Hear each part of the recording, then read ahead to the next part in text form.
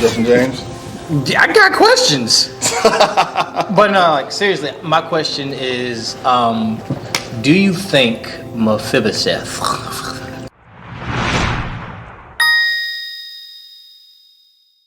Right. Mephibosheth, Right.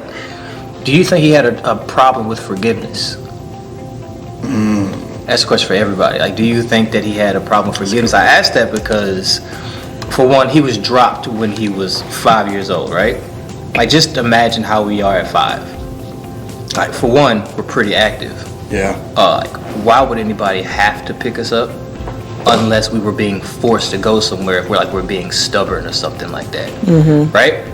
And then how long he was in that place after he was crippled. Rather, like, because we don't know if he was there by choice or not. So, like, my thing is, if he was not there, if he was there by choice, and he was dropped because he was being carried because he was being stubborn, could he have a problem with forgiving, one, the people who dropped him, and then two, himself for being the way that he was? That's a great question. Christine, Tim? I think actually,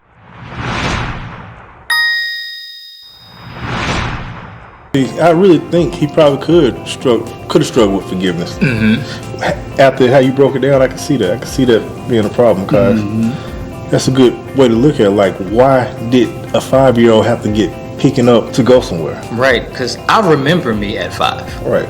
But like when he was picked up, could he still had been in shock, found out that his dad died, and he was just paused like, my father's dead. That's huge. It's like when I was that's big. So when I was studying that point came out with like, because it was natural for whoever the new king was to kill everybody in the lineage of the old king. And so when the caretaker picks him up, is to run away to protect him from immediately being killed off. So it's like a 5-year-old, she probably was playing in the dirt, the rocks, whatever, and she automatically goes, wait a minute, they're dead? And she grabs him and probably he's 5, so he probably wasn't all that small. So when she drops him, it's more of a, I was trying to protect him, yet this happened. That's more so how I see it. I see it as if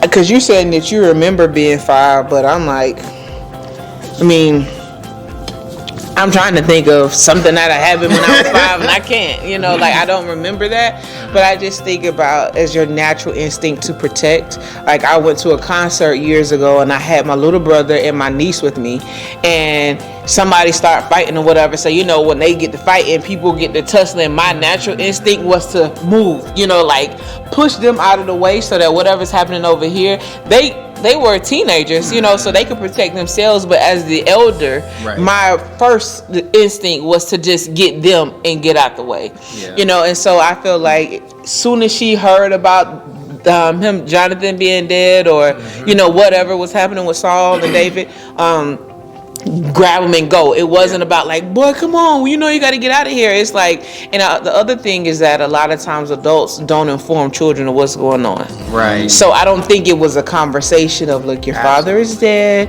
we need to leave. It's go, and because I said so. And so I don't think that it was a conversation of this is what's happening. And then the other thing is like, he's been in that low place for so long. Does he actually remember a time when he wasn't there? If he's been in Lodabar his entire life, all he knows is tales of what used to be. You know what I mean? Like, how somebody can tell you something so much that you feel like you were there. Like I know someone whose father died when he was 2 years old, and I said, well, do you remember him? And he was like, little bit. Sometimes it's what other people said about him. And so I feel like they used to talk about what that place was, what it was like being in the kingdom, what it was like being royalty. That's all he knows is tall tales, because his entire existence to his remembrance is he's been in this low place. So now it's kind of like when I'm being brought to a table, this is where they told me I belong, but I ain't never been here before. I don't know this life. You know, so that's how I see it. I don't necessarily know if it's a thing about forgiveness, because it's just like people that's been in the hood. If you lived in the ghetto your whole life and you've only heard of, let's say, Buckhead, and you've only heard of Beverly Hills, you know what I mean? When you get to that point, it's like, oh, this is what they were talking about. I've never been outside of 285 or 20 or wherever, you know, your small world exists. Yeah, I think I'm referencing forgiveness because, like, when you're in that low place for such a long time, like, it's a natural reaction to think of someone to blame for you being there. And your mind could just like play tricks on you like heavily, and the more you start to blame like other people, it's not a very long time afterwards till you turn that inward and start to blame like yourself. Because I could see, like, in any kid, like especially like working with kids, what one thing that I know that they do is when something goes wrong, the thing that they think is, what did I do? Right. You know what I'm saying? They always think, what did I do? So I'm thinking, like, in Mephibosheth's mind, he could have been, man, if I could have just ran, then she wouldn't have had to carry me. Right. And like stuff like that. And so like that's usually like my go-to when I think about kids, like how they're thinking at that time. And then to have to sit with that for the next 30 years, sheesh. That's crazy. I think that's incredible too. Taking what you shared and what you shared as well is the idea of when he's summoned to come, right? To come see David. Prior to that moment, going back to his being 5 years old, did he know who he was? Like you said, about parents don't oftentimes communicate the details. Right. So when he is summoned, my mind, even when it gets to us today, like, I wonder how that affected how he responded. If he knew who he was, or if he did, like, did he know, hey, I am heir to the throne? Like, did he even know that, or was it something that was shielded from him because of his lameness? Like, did he know he was in that, the importance of his role? Right. Like, I don't know, man. Like, I constantly wrestled with that as I was studying. Like, did he even know? Like, does he know how important he is? If he's been in Lodabar and he's never been in the palace per se to remember it, how did he navigate that? It made me think about parents. Like, with our kids, is how many things were we shielded from?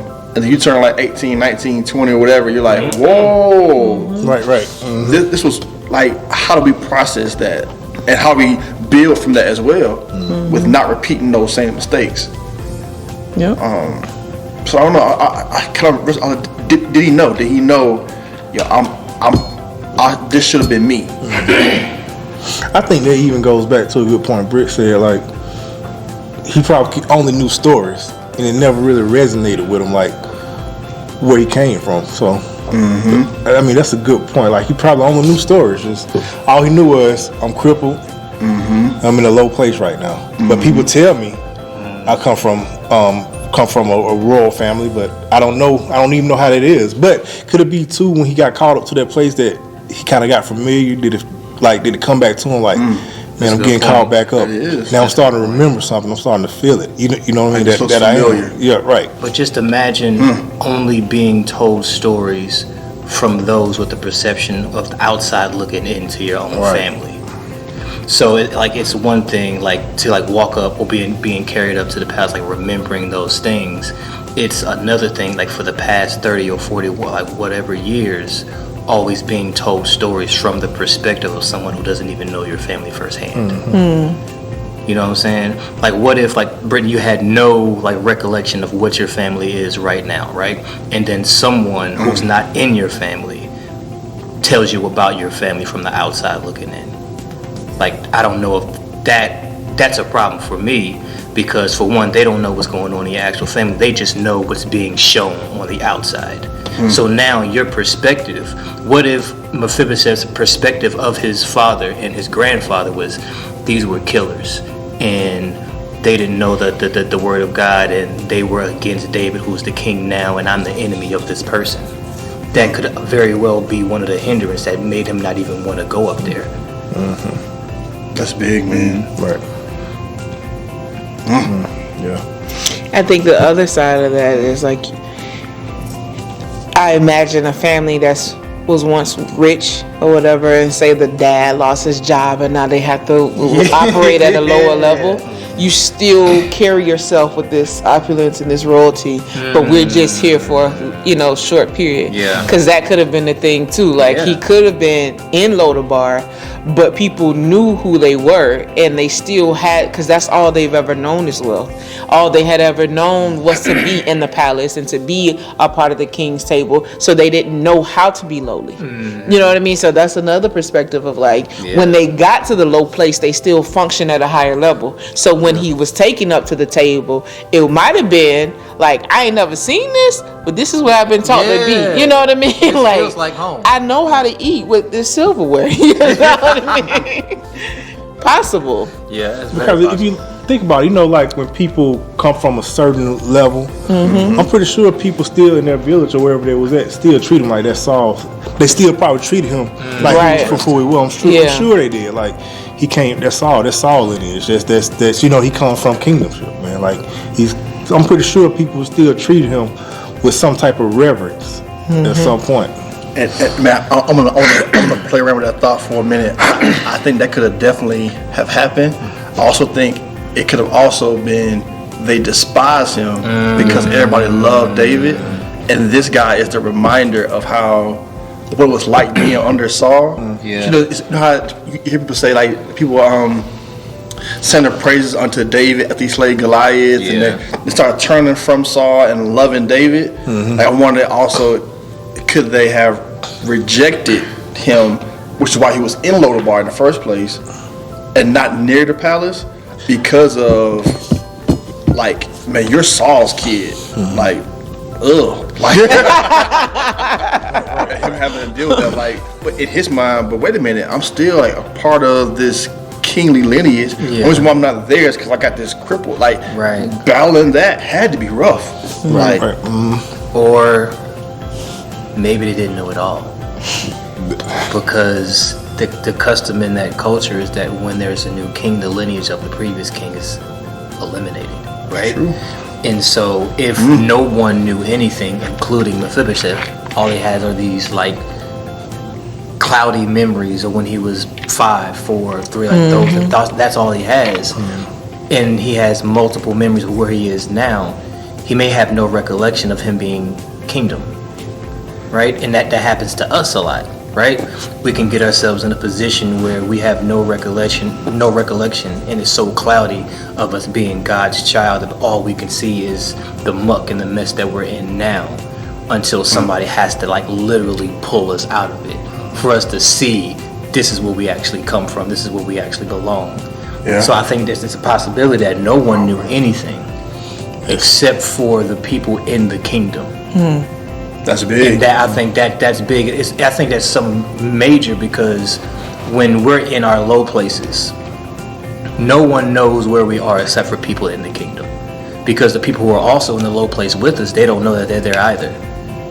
So I think it's one of those things where it's possible no one at his level knew what he was, knew who he was, until somebody who saw something different came and got him. That's big. And that would, I think, make it cause it make more sense for the question that David asked in the very first verse of like, is there anyone left? Even from the kingdom side, like, y'all heard about anybody who? Because like I said, most times they were like totally disregarded, killed off or whatever. So for that posture, that kingdom posture of just being like, hey, is there anybody left? And God left a Ziba in the palace long enough to be able to reference Mephibosheth to get him back into it. And so so with that, I wanted to even drop this to y'all as well. Like, look at the importance of that person who never really even gets talked to. Like, that person, he's almost like an intercessor. Like he's the one that gets used to help pull up somebody that no one else even knew about. Like this, like that's huge.